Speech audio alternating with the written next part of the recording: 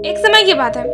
एक बार एक किसान भगवान से बहुत ही नाराज हो गया। किसान बहुत मेहनती था। बहुत मेहनत से वो खेतों में अनाज उगाता, उसकी देखभाल करता, पर अक्सर उसकी फसल खराब हो जाती।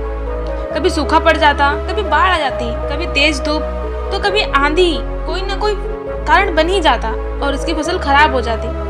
एक दिन वो किसान गुस्से में आसमान की ओर देखकर बोला, हे भगवान, आपको लोग सर्वज्ञाता मानते हैं कि आप सब जानते हैं, कहते हैं कि आपकी इच्छा के विरुद्ध एक पत्ता भी नहीं हिलता, पर मुझे तो लगता है आप छोटी बात भी नहीं जानते। आपको तो ये भी नहीं पता कि खेती बाड़ी कैसे करते हैं। अगर आप जानते होते तो हर समय ये जो बाढ़, आंधी, तूफान आते हैं वो कभी नहीं आते। आप नहीं जानते कि कितना नुकसान उठाना पड़ता है हम किसानों को। यदि आप मेरे हाथ में यह शक्ति दे दें कि जैसा मैं चाहूँ वैसा मौसम कर दूं, फिर आप देखना, मैं अन्न का भंडार लगा दूंगा।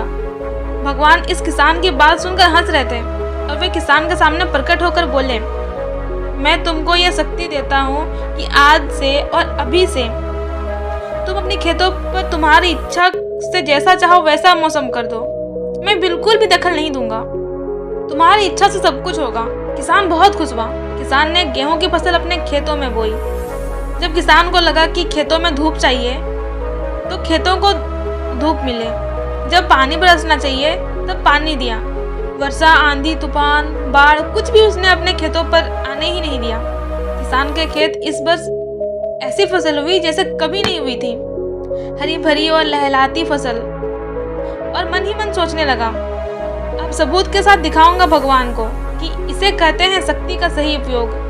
मेरी सफलता देखकर उन्हें भी नियम जरूर बदलने पड़ेंगे। बहुत दिन बीत गए, अब फसल कटने को तैयार हो गई। किसान बहुत ही उत्सुकता के साथ फसल को काटने लगा, पर जैसे ही उसकी नजर गेहूं की बालियों पर पड़ी तो उसने अपना सिर पीट लिया और वह रोने चिल्लाने लगा। गेहूं की एक भी बाली के अंदर गेहूं का दाना नहीं था। सारी बालियां अंदर से खाली थी। किसान बहुत ही दुखी हो गया। उसने भगवान को रोते हुए फिर पुकारा, हे प्रभु, आपने मेरे साथ यह क्या किया? क्या आपने मुझसे कोई बदला लिया? भगवान बोले, पुत्र, ये तो होना ही था।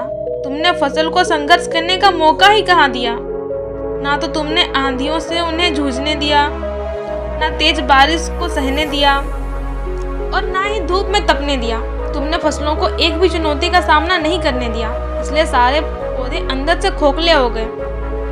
जब आंधी, तूफान, धूप और तेज बारिश पड़ती है तब ये पौधे अपने अस्तित्व को बचाने के लिए संघर्ष करते हैं और इसी संघर्ष में एक बल पैदा होती है जिसमें शक्ति होती है और ऊर्जा होती है।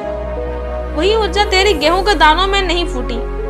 तुमने उन्हें कठिन परिस्थितियों से गुजरने ही नहीं दिया, जहां उनके अस्तित्व का जन्म ही नहीं हुआ। सारी बालियां खाली है, इसमें एक भी गेहूं का दाना नहीं है, क्योंकि तुमने अपने पौधों को संघर्ष कराया ही नहीं। याद रखिए, सोने में चमक तभी आती है जब वो आग में तपने, गलने और हथौड़ों से पीटने जैसे संघर्षों से गुजरता है। और हीरे में कोयले का टुकड़ा तभी बनता है जब वह उच्च ताप और उच्च दाब की मुश्किल परिस्थितियों से गुजरता है। इसी तरह यदि हमारी जिंदगी में कोई संघर्ष ही ना हो तो हम भी गेहूं की बालियों की तरह खोखले रह जाएंगे। विपरीत परिस्थितियां, चुनौतियां और समस्याएं हमें अधिक निखारती हैं। यदि जीवन में कठिन परिस्थितियां और चुनौतियां आए तो घबराना मत, बल्कि उनका डटकर सामना करना, विश्वास करना कि आप और अधिक निखर जाएंगे, पहले से अधिक मजबूत बन जाओगे। किसी ने कितना सही कहा है, जिंदगी जीना आसान नहीं होता, बिना संघर्ष किए कोई महान नहीं होता। जब तक ना पड़े हथौड़े की चोट तब तक पत्थर भी भगवान नहीं होता।